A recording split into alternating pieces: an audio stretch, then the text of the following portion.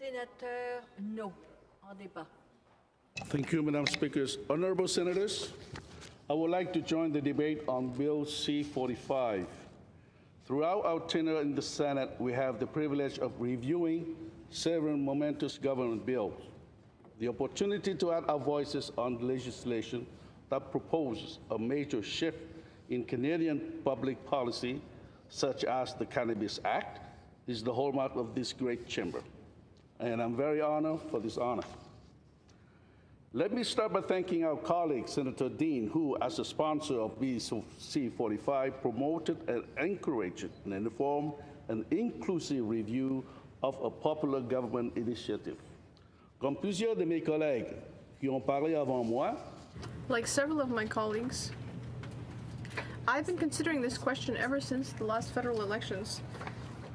Legalizing cannabis use for recreational reasons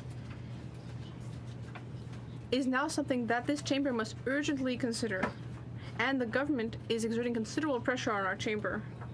Marijuana use is an important subject, of which I only have a limited knowledge. However, I've been listening, I've informed myself, and I'm seriously concerned about some statements we've heard.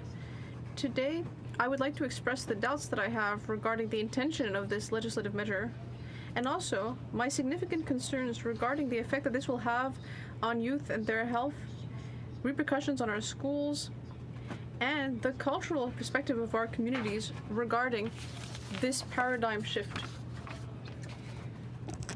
Honorable colleagues, during our examination of the Cannabis Act, we must focus more on the risks represented by marijuana consumption legalization for recreational purposes among youth in Canada.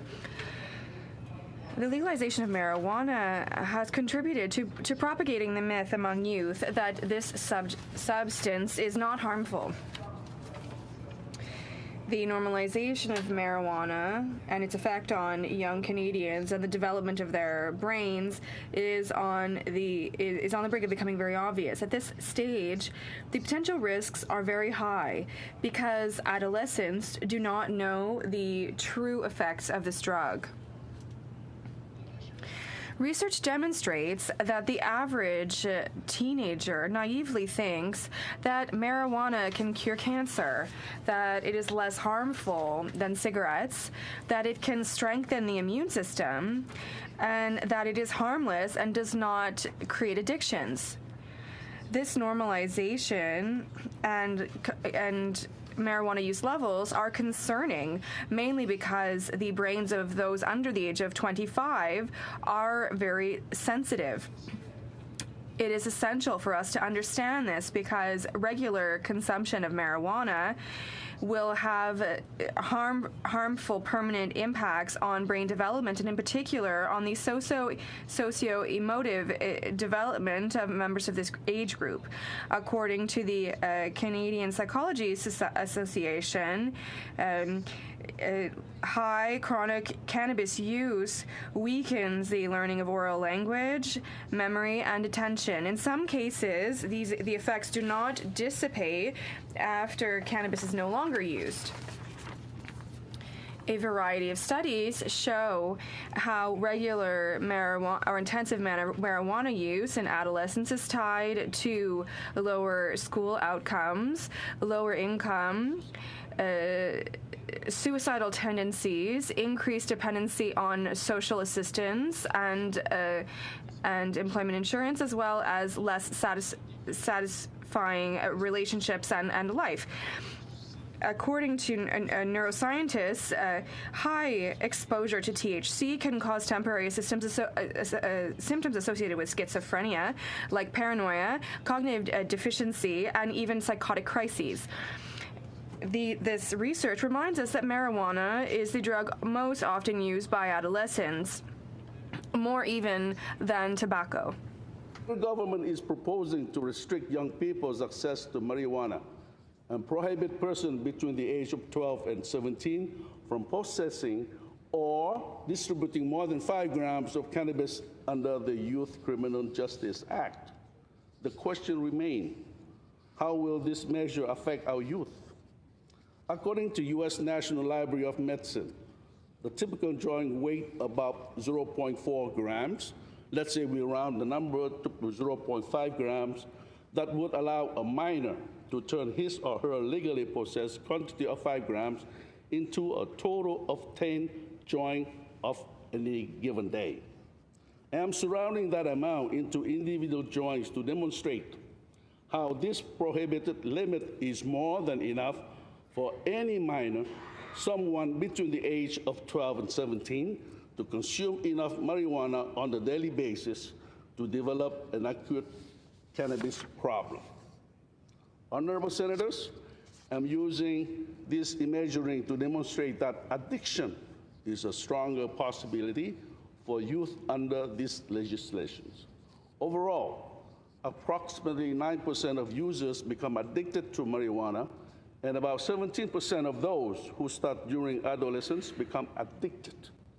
So make no mistake, our youth will be the first victims of this bill, and a specific provision designed to help keep cannabis and cannabis products out of the hand of children.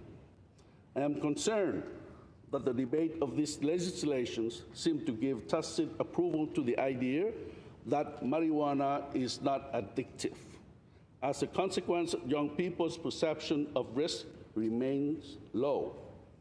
Although marijuana might not be as addictive as others, such as alcohol or other substances, I'm concerned about the justification that have been given for the bill, which seem to encourage consumption, even though research indicates that wheat is harmful. There's a great lack of information in Canada about how this substance affects the brain development, but one thing is for sure, it is addictive. And we are now realizing the magnitude of this addiction problem among our youth. We need to take this into account because more teens are now smoking marijuana than cigarettes. Marijuana is the #1 reason why adolescents seek substance abuse treatment in the United States. According to the Arapahoe House Treatment New York network in Colorado, teenage admission for marijuana addiction in Colorado increased by 66% between 2011 and 2014, correlating with legalization of the recreational use of marijuana. The National Survey of Drug Use and Health indicate that people who began using marijuana before the age of 18 are 4 to 7 times more likely to develop a marijuana use disorder than adults. Honorable Senators, according to the Canadian Centre of Substance Abuse, cannabis use among high school students is a national pattern with long-term impacts to their health, motivations, and future. As a former teacher, when I read this research, I cannot help but think how this legislation will affect our young students and impact our school. If we look at the American example again, in 2015 survey, of 95 school resource officers, 90% respond that they have seen an increase in marijuana-related incidents in their school since marijuana legalizations. In a similar survey of 188 school counselors, 69% respond that since marijuana legalization, they have seen an increase in marijuana-related incidents to their school. I will say it again. These facts are especially important given that Canadians under 18 are big fans of the drugs, which about 26,000 Ontario teenagers using it daily, according to Canadian Association of Mental Health. In 2013, UNICEF found that Canadian youth were the biggest pot smoker among the world's 29 richest countries. Senator Harder explained yesterday how this statistic about cannabis consumption among young Canadians fluctuate over time. However, Canadian survey consistently indicate a national pattern in cannabis use among our youth, which remain alarming overall. Without greater awareness, recreational marijuana use in adolescents will have implications for academic functioning as well as social and occupational function and standing into late life. Honorable Senators, throughout the years, I have attended several town hall meetings in communities across the country to address various policies concerned, including the upcoming legalization of marijuana, to grab a better understanding of their views. There was a litany of concern expressed by the members of the community I visited in Montreal, Toronto, Edmonton, Calgary, and Vancouver about this upcoming change. Like many other naturalized Canadians who are following the debate on this bill, I see legalizing a drug for people's enjoyment is an absurd subject to legislate. No one in the town hall meeting welcomed this legislation. The community members I met with had serious concern about health impact, and they share their worries about youth. For many of these communities, legalizing cannabis is almost perceived as an attack on their youth and their health. They are afraid of seeing new stores opening, neighbors growing their own plants, and their young children have easy access. Older generation expressed their concern about how this commonly used drugs in Canada is already impacting our younger generation and new Canadians. While Bill C-45 is a smoking hot political issue in some groups, I have noticed that Asian Canadian experience with legalization has been underappreciated.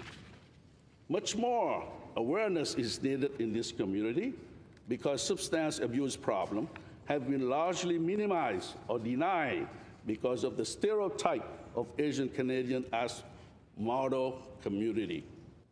This should be a concern because Canadians of Asian origin represent 17.7% of the Canadian population, according to 2016 census, and are one of Canada's fastest growing populations group as a result of immigration. In this community, it is important to understand that people do not tend to seek help, mainly because there's a stigma associated with substance use in Canadian Asian community. Because of this cultural stigma, many Asian Canadians are not yet ready to openly discuss substance use problems. Community associate this type of drug with insanity, loss of moral responsibility, and lack of self-control. Consequently, cultural responses to substance abuse and the use of marijuana are heavily influenced by the sense of shame and the fear of losing face and disgracing family members. Because of the fear of losing face, substance users and their family usually attempt to resolve the problem on their own. Seeking outside professional help is commonly considered as a last resort.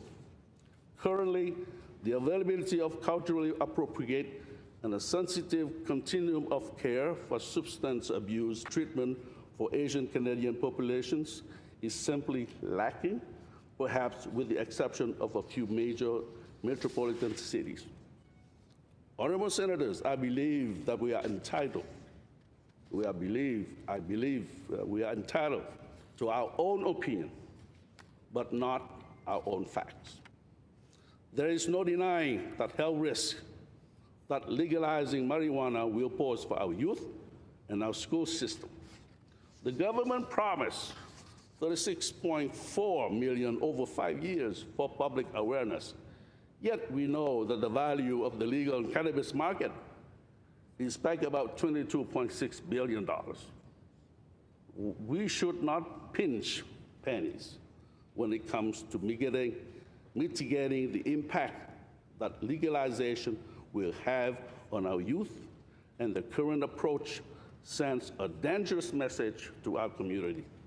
In legalizing the recreational use of harmful substance, the government must do its utmost to ensure a proper awareness campaign is in place for Canadian youth who continue to use cannabis and at some highest rate in the world.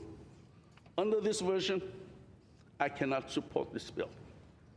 and we fully our duty as the House of sober second thought.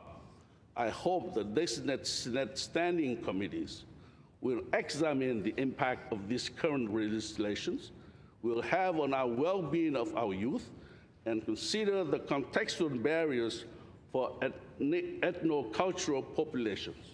I look forward to hearing their findings at the report stage and to continue participating in this debate. Thank you.